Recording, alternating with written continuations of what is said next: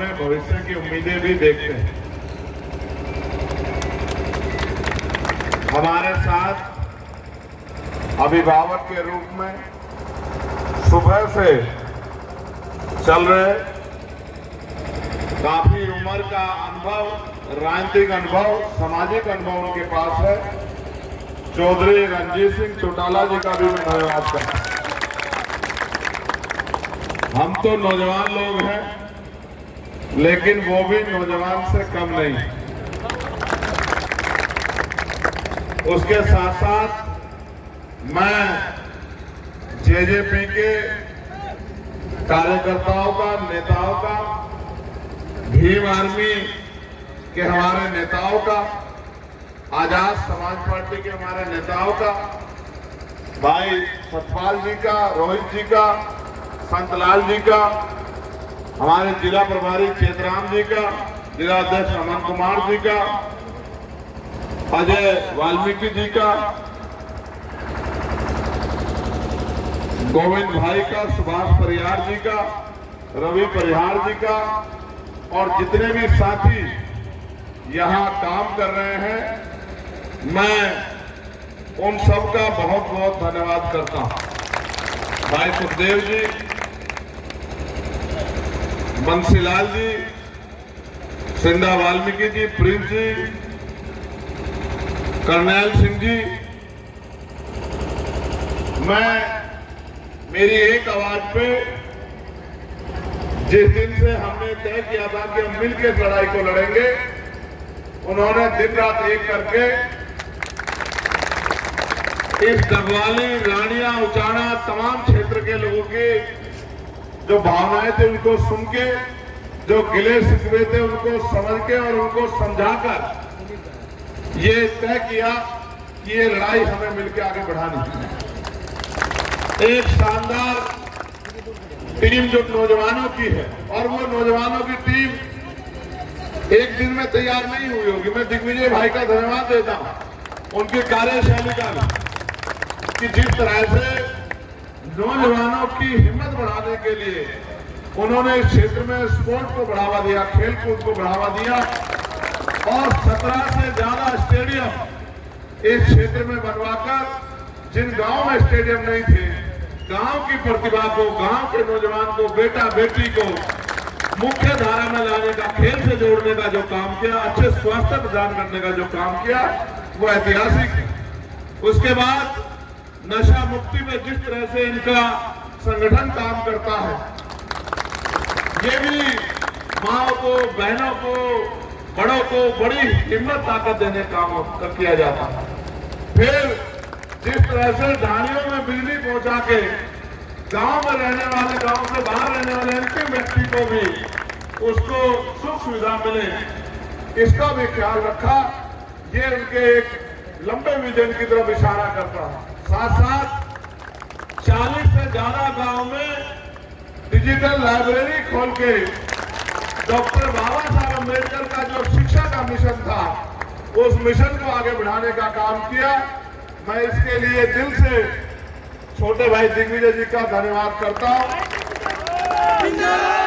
आप और मैं जानते नहीं, शिक्षा ऐसा हथियार है, अगर आपके पास शिक्षा है, आपने बेहतर ज्ञान हासिल किया है, तो आप रोजी रोटी भी कमा सकते हो और अपने ज्ञान के जरिए सम्मान भी प्राप्त कर सकते हो। ये सच है, ये बात कड़वी है, लेकिन मैं आपसे कह रहा हूं, मेरी बात को सुन के, कॉपी किताब उठा के, जो सीनियर लोग हैं, पुराने लोग, जरा एक बार लिख के मेरी बात को आकलन करके देखना कि चंद्रशेखर आजाद जो बात कह के गया वो बात सही है या हवा भाई कोई बात कह दी। मेरे साथ भाई अमर मलिक जी, भाई अमित कसाना जी, पार्टी भाई दीपक रावण जी, पार्टी के सीनियर लोग भी लगातार, डॉक्टर साहब जो है हमारे मोहित दयाल साहब लगातार संघर्ष कर रहे हैं। लेकिन जो मैं बात कर रहा हूं उस पर गौर करना।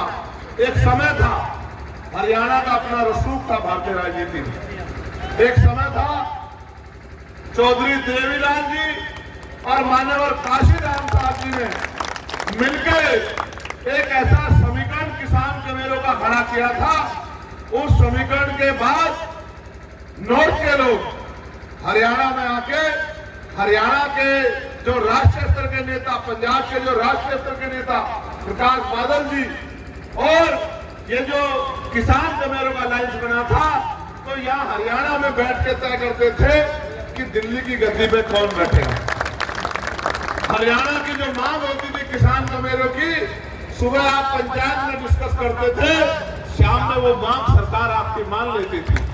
आप अपने दिल से पूछ के बैठ देखो कि यहाँ तो दिल्ली में बैठ के फैसला होता है कि कौन सा नेता हरियाणा चलाएगा, और हरियाणा को मिलने वाले बजट को हरियाणा के बच्चों के भविष्य से छीन के उनकी दिल्ली की तिजोरी में ले जाके बंद करेगा। ये फैसले आज दिल्ली में बैठ के होते हैं। आप देखो, पहले हरियाणा में बैठ के फैसले होते थे कि दिल्ली से हमें क्या लेना है। अब दिल्ली वाले बैठ के तय करते हैं कि हरियाणा से हमें क्या लेना है और किस आदमी के जरिए लेना है। आप देखो, आपने पाया है या आपने खोया है। हरियाणा देश के असमर्थ प्रदेशों में उसकी गिनती होती है, लेकिन गांव के देहात में किसान कमेरों की जो समस्या है वो तब तक खत्म नहीं होगी जब तक किसान कमेरे एकजुट होके और नीतिगत फॉर्मूले को ध्यान में रख के और वोट की ताकत से अपने विरोधियों को जवाब नहीं देंगे, तब तक ये बदलाव नहीं हो सकता।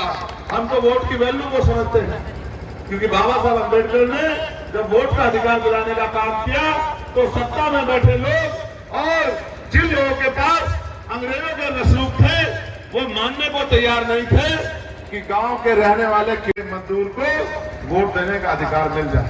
उन्होंने बहुत प्रयास किए, लेकिन बाबा साहब संकल्पित थे, संघर्ष करते रहे, लोगों को तर्क से हरा के ये तय किया कि लोकतंत्र तभी लोकतंत्र होगा जब गांव में रहने वाला किसान, गांव में रहने वाला कमेरा, गांव की रहने वाली महिलाएं वोट की ताकत से निर्माण करेंगे कि सत्ता की कुर्सी पे कौन बैठेगा। और आज आप देखिए, समय बदल रहा। आज गांव में रहने वाला आदमी, अच्छी शहर में रहने वाला आदमी अच्छी जिंदगी के लिए गांव की तरफ लौट रहा है। एक समय था गांव में रहने वाला आदमी शहर की तरफ भाग रहा था, और आज शहर में रहने वाला आदमी गांव की तरफ आ रहा है। समय बदलता रहता है, मेरी बात को याद रखना। तो हम तो वोट की वैल्यू को सोचते हैं। बाबा साहब अम्बेडकर ने वोट की ताकत के तौर पे कहा कि political power is the master की। राजनीतिक सत्ता जिनके पास है उन्हें इज्जत की जिंदगी मिलेगी, उनके लोगों को हाथ नहीं फैलाना पड़ेगा। और माननीय काशीराम साहब ने कहा कि वोट की रक्षा नौजवानों, बहन बेटी की रक्षा की तरह करनी है। बहन बेटी को बेचा नहीं जाता, फेंका नहीं जाता, इज्जत से किसी व्यक्ति के हाथ में सौंपा जाता है जिस पे भरोसा किया जाता है कि ये इज्जत से खिलवाड़ नहीं करेगा, ये हमारी इज्जत की रखवाली करेगा और देख रेख करेगा। साथ साथ उन्होंने ये भी कहा कि अगर वोट का सही प्रयोग नहीं कर पाओगे तो बाबा साहब अम्बेडकर के 4 बच्चों की कुर्बानी भी व्यर्थ चली जाएगी। एक समय था कि वोट क्लब पे जब रैली होती थी तो दिल्ली में बैठी सरकारें उनके दिल धक धक करते थे। आज आप देखो, आज कहां रैलियां होती, आज कहां आपके मुद्दों पे चर्चा होती। तो मैं तो धन्यवाद दूंगा कि इस क्षेत्र में एक ऐसे नौजवान साथी को हम लोग उसके लिए अपील भी कर रहे हैं। ये भी हमारे लिए गर्व की बात है कि हम ऐसे एक बहादुर नौजवान साथी के लिए वोट की अपील कर रहे हैं,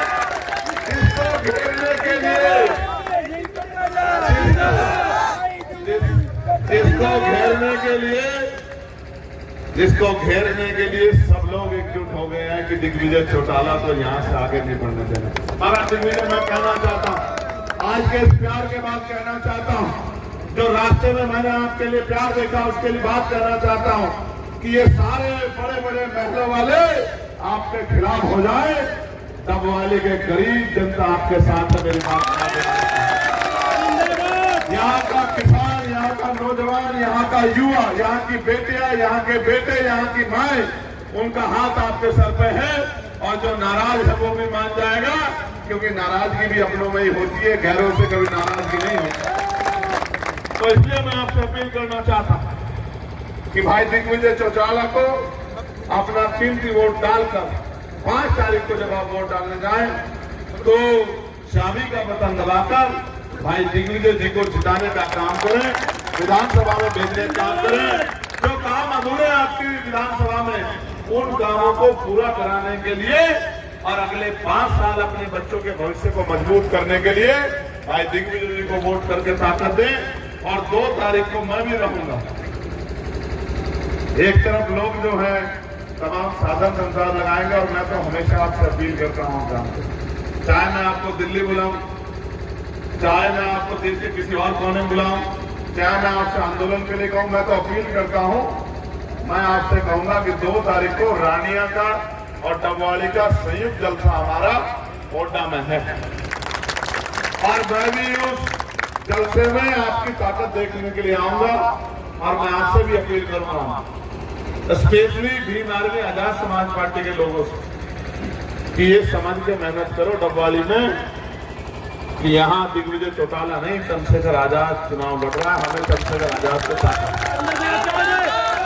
और आप जो लोग मुझे सुनते हो, बताओ पार्लियामेंट में आपके मुद्दों के लिए, चाहे बेरोजगारी का मुद्दा हो, चाहे किसानों का मुद्दा हो, चाहे नौजवानों का मुद्दा हो, चाहे बैकलॉग का मुद्दा हो, बताओ जोर शोर से लड़ाई लड़ी जाती है नहीं लड़ी जाती है, बताओ।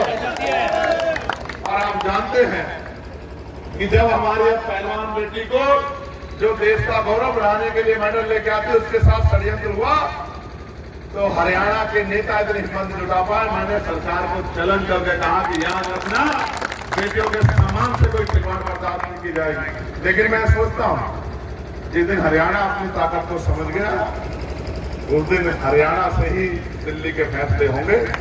और चौधरी देवीलाल जी जिन्होंने इस लंबे समय तक इस क्षेत्र की सेवा की और माननीय काशीराम साहब के सपनों को पूरा करने के लिए हम लोग निकले हैं और जब तक उनका सपना पूरा नहीं होता तब तक हम लोग रुकने वाले नहीं हैं।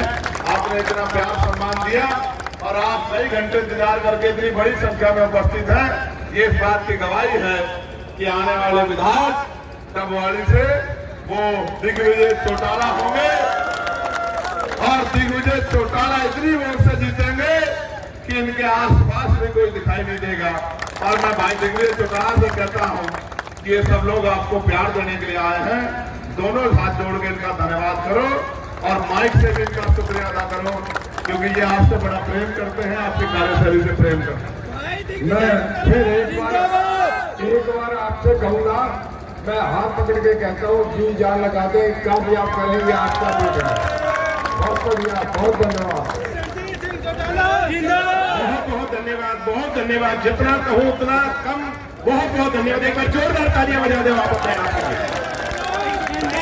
एक समस्या, एक हमारी छोटी बहन मुझे देके गई।